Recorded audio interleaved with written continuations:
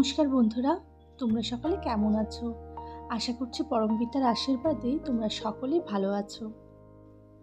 লোপাস ডায়েরির নতুন একটি পাতায় তোমাদের সকলকে স্বাগত। তোমরা এতক্ষণে থাম্বনেল দেখে বুঝেই গেছো এটা আমার নতুন বাড়ির প্রথম ব্লগ।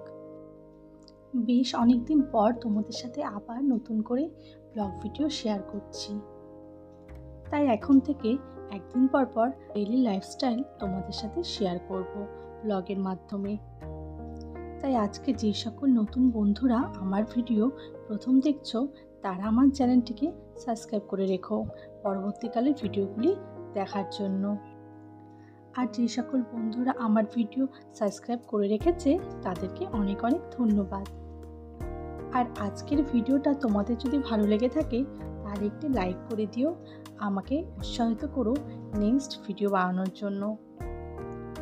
আজ শনিবার, আর আজ ঘুম থেকে উঠেই চলে আসলাম বাসি বিছানা ওঠাতে।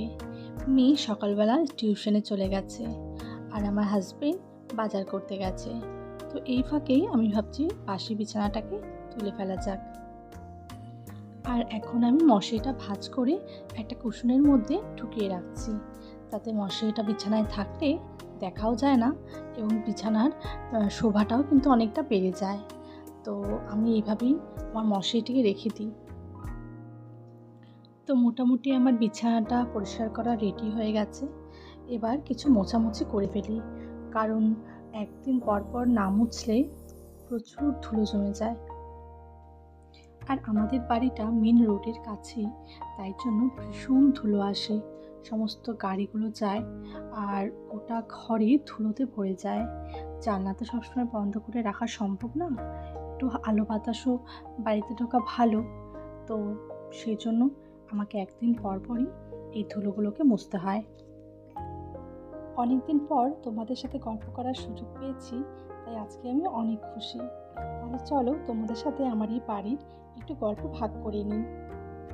ভিডিওর শুরুতেই যে দেখলে পুজো হচ্ছিল, যজ্ঞ হচ্ছিল, ওটা আমার বাড়ির গৃহপ্রবেশের একটি পুজো। অনেকটা ছোট করেই গৃহপ্রবেশের পুজো দিয়েছিলাম, তেমন কাউকে নিমন্ত্রণ করা হয়নি, তবে বাড়িতে বাড়িতে সবাইকে প্রসাদ দিয়ে এসেছিলাম। ফোনের গ্যালারিতে দেখলাম সেই ভিডিওটি আছে, তাই ভাবলাম তোমাদের সাথে একটু শেয়ার করে নিই আর আমার টাইমলাইনেও রেখে দিই। তোমরা যারা আমার আগের ভিডিও দেখতে তাদের মনে হবে আমি হয়তো একই রুমেই আছি। কেন বললাম বলো তো? কারণ আমার আগের ঘরের যে রং ছিল দেওয়ালে, এবারও আমি এই ঘরে সেম রঙই করেছি। কারণ কি বলো তো, আমার নতুন কিছু পাওয়ার আনন্দের চেয়ে পুরনো কিছুকে ফেলে আসার দুঃখটা অনেক বেশি। আর তাছাড়া যে ঘরে আমি বিয়ে করে প্রথম উঠেছিলাম এবং 13টা বছর সুখে দুঃখে সমস্তটাতেই সেই ঘরে আমি কাটিয়ে এসেছি, সেই ঘরকে কি অত সহজে ভোলা যায়? সেই ঘরের সাথে প্রচুর স্মৃতি জড়িয়ে ছিল আমাদের। যখন আমি আর আমার হাজবেন্ড দুজনে মিলে আলোচনা করছিলাম নতুন কোথাও শিফট হওয়ার জন্য, কোথায় কি করব, কোথায় কোন জিনিস রাখবো, সব কিছুতেই খুব আনন্দ হচ্ছিল।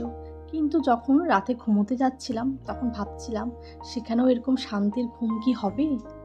আর আমি সেই সময় দুশ্চিন্তা করায় আমার হাজবেন্ড আমাকে বলল, চিন্তা করো না, তোমার ঘর তোমারই থাকবে।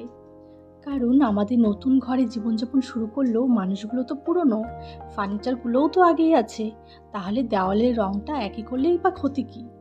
বরঞ্চ অনেকটা আপন লাগছে। যেখানে আমি 13টা বছর কাটিয়ে এসেছি সেই ঘরেরই সেম কালার করাতে মনে হচ্ছিল যেন আমি সেই ঘরেই আছি। বিশ্বাস করো, আমার হাজবেন্ডের এই ডিসিশনে আমরা যে কী আনন্দ আর কি শান্তি পেয়েছিলাম সেটা বলে বোঝাতে পারবো না। এদিকে দেখো, তোমাদের সাথে কথা বলতে বলতে আমার বেডরুমটা গোছানো কমপ্লিট হয়ে গেছে। এবার আমি চলে আসলাম আমার বসার রুমটাকে গোছাতে। আজকে আমি আমার সোফার কভারটাকে একটু চেঞ্জ করে নিলাম। এক সপ্তাহ পর পর আমি সোফার কভারটা চেঞ্জ করে নিই।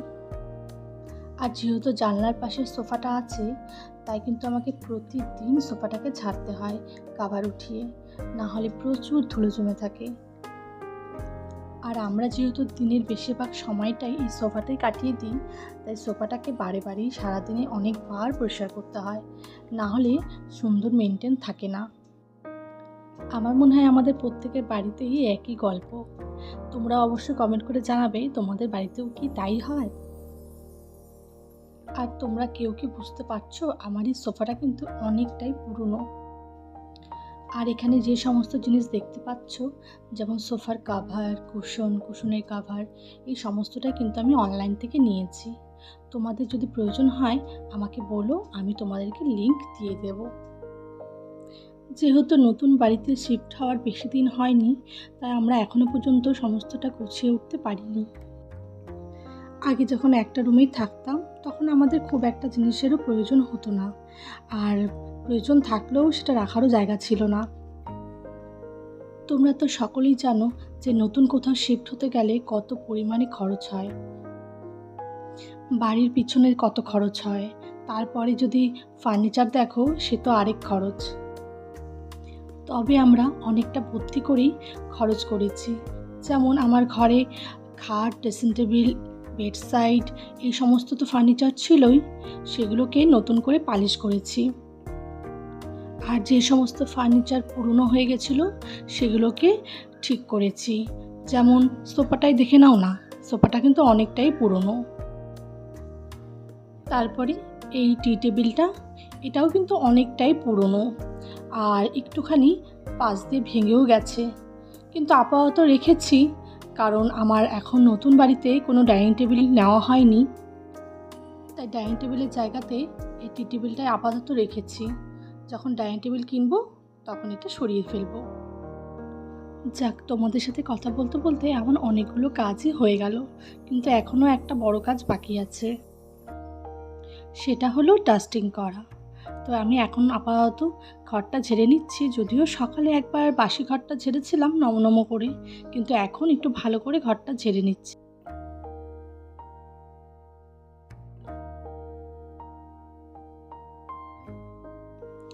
তবে এই মুহূর্তে কিন্তু ঘরটাকে মুছতে পারবো না, কারণ আমাদের এখানে আরও একটা রুমে রঙের কাজ চলছে।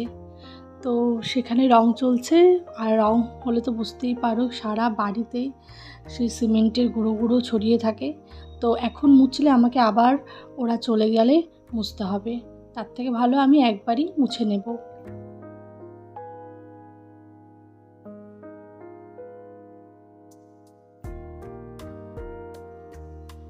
তোমাদেরকে নেক্সট ভিডিওতে দেখাবো যে আমার কোন ঘরে রং হচ্ছে আর কীরকম রং হচ্ছে।